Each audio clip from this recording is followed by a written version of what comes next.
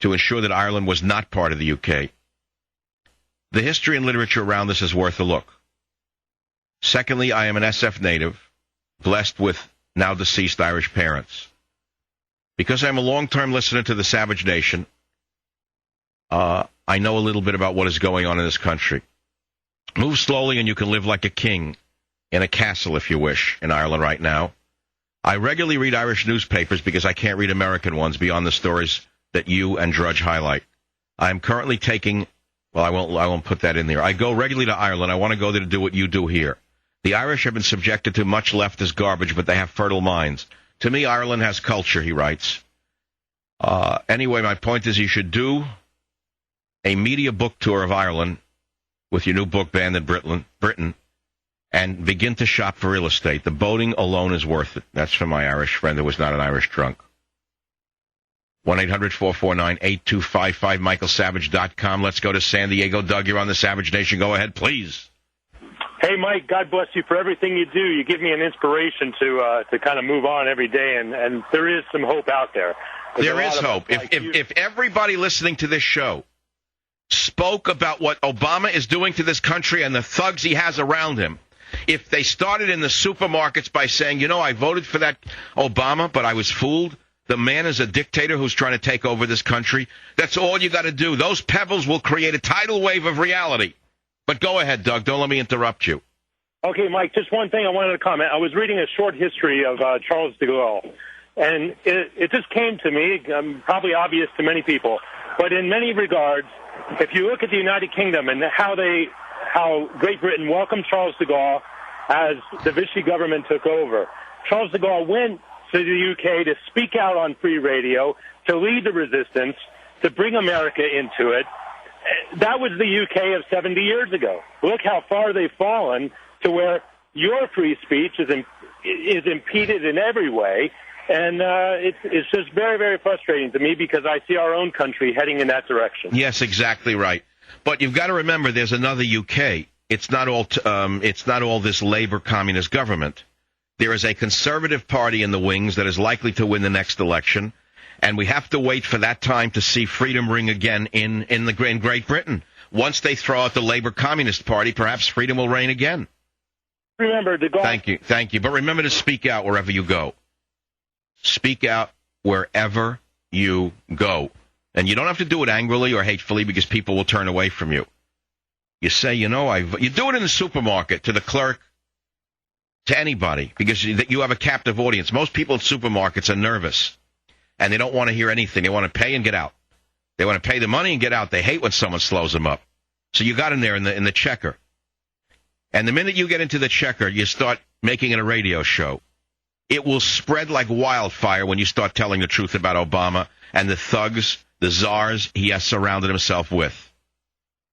He has surrounded himself with people who praise Fidel Castro, praise Venezuela's communist dictator Chavez, and they're now in powerful positions in this country. If we had a Republican Party as opposition, I wouldn't have to ask you to do this. We have no Republican Party. We have some good men in the Republican Party. Don't get me wrong. There's a handful, 5-10 of them. The rest are out to lunch. Came out today that Obama wants to seize the Internet in an emergency. Did you see that today on Drudge? It's a shocking story. Bill would give Obama an emergency control of the Internet. You say, no, that can't be true. Internet companies and civil liberty groups were alarmed this spring when a U.S. Senate bill proposed handing the White House the power to disconnect private sector computers from the Internet. You know who wrote it? Senator Jay Rockefeller. We're going to rename him now Senator Benito Rockefeller, a West Virginia demagogue. But he wasn't alone. You know who also wrote it with him? Senator Olympia Snowjob of Maine, a so-called rhino Republican. So here you have two wealthy, powerful Leninist types wanting to give Obama the power to control the Internet in a so-called emergency. And they will declare what the emergency is. During a so-called cybersecurity emergency, Obama would have control of the Internet. Now, what in the world is this all about? What do you think about this? That's Rockefeller and Senator Olympia Snowjob, our Maine. And here they are trying now to steal your privacy and to steal your freedom. And here you have groups who have attacked me taking their side. Here you have groups like the so-called Electronic Frontier Foundation who have viciously gone after Michael Savage, not doing a thing about Obama. You see how hypocritical these left-wing groups are? President of the United States wants to protect the American people during a national security response by taking away your freedoms. Now, as you know, there was a Reichstag fire in Germany. There have always been a crisis that has permitted nascent dictators to emerge from the womb. That's quite a statement, to permit nascent dictators to emerge from the womb. I should add a few words to that. Nascent dictators to emerge from the womb of deceit. Or shall I say, from the camouflage of the womb.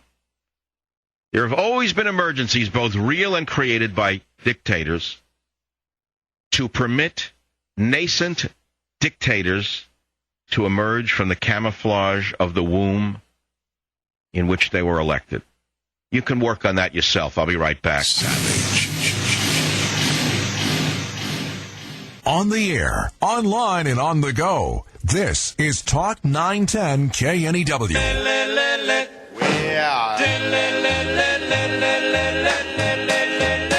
Oh, little girl of mine. You got a kid snatched off the streets in Lake Tahoe. 18 years ago, she was 11. By this lunatic, an LSD sex maniac. Guy keeps her in his backyard for 18 years. Apparently has 2 children with her, and a sheriff fouled up. Visited the yard where he kept her in a tent. And then the doofus didn't go and look inside the tent. You hear? Was he looking at his retirement book? Sheriff goes in there. A neighbor says there's something wrong in the backyard. And the sheriff, Sergeant Clouseau, goes in the back there, and I don't see anything wrong. Hey, keep walking. Very good. Thank you very much.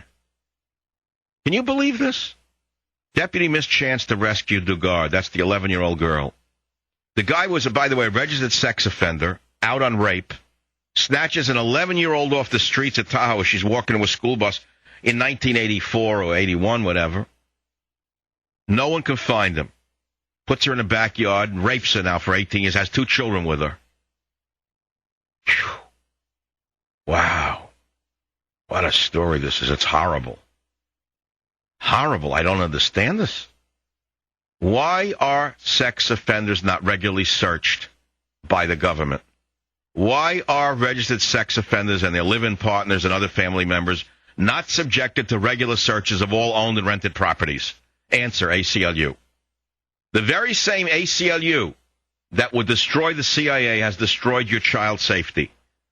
And you liberals in Westchester or Austin or Marin County still don't put 2 and 2 together. You still don't understand the danger you have put yourself in through your kindness. You're gullible, that's all. You don't understand it. I'm not angry with you. You're just gullible. What else do we have here? It's a horrible story. There's nothing you could say about it. You want to stick to national politics? The Soviet Kennedy connection? Would you like to hear about that, or we're not allowed to mention it? Instead, you want to hear health care and Castro. What you want to hear is how good Castro is and how we're going to have Castro care in America. Because he passed the torch to Obama. Kennedy passed the torch to Obama. Unbelievable to me.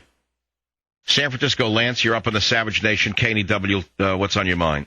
Thank you for passing the torch to me, Dr. Savage. Yes. So here we have Ambassador Joseph P. Kennedy. He got it wrong about Hitler as concerns the fascists, etc. Now we have Ted Kennedy, essentially tantamount to treason, getting it wrong with the communists. Now what about the next and last Obama brother, Barack Hussein O'Kennedy? What's he going to get wrong? Well, let's see what he's already gotten wrong. He's gotten Honduras wrong. Instead of supporting a democratically elected president, he wants to reinstate a communist dictator who was just thrown out by the people, the Supreme Court, and the military. So why do Hillary Clinton and Obama want to put a communist dictator into the Honduras, number one? And number two, why do they praise Chavez, a dictator in Venezuela? Because they are the same. We've had a communist revolution in America, only they can't do it all overnight. They've got to do it step by step, day by day, program by program. And with a little help from their verminous friends in the media, they're getting away with it, Lance. Shocking. They just can't come out and say what they are. It's patently obvious.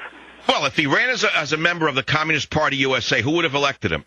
And then we had the Manchurian candidate, McCain, running against him, who had an opportunity to expose him for what he was, and the Manchurian candidate didn't do it. So what does that tell you about the Manchurian candidate?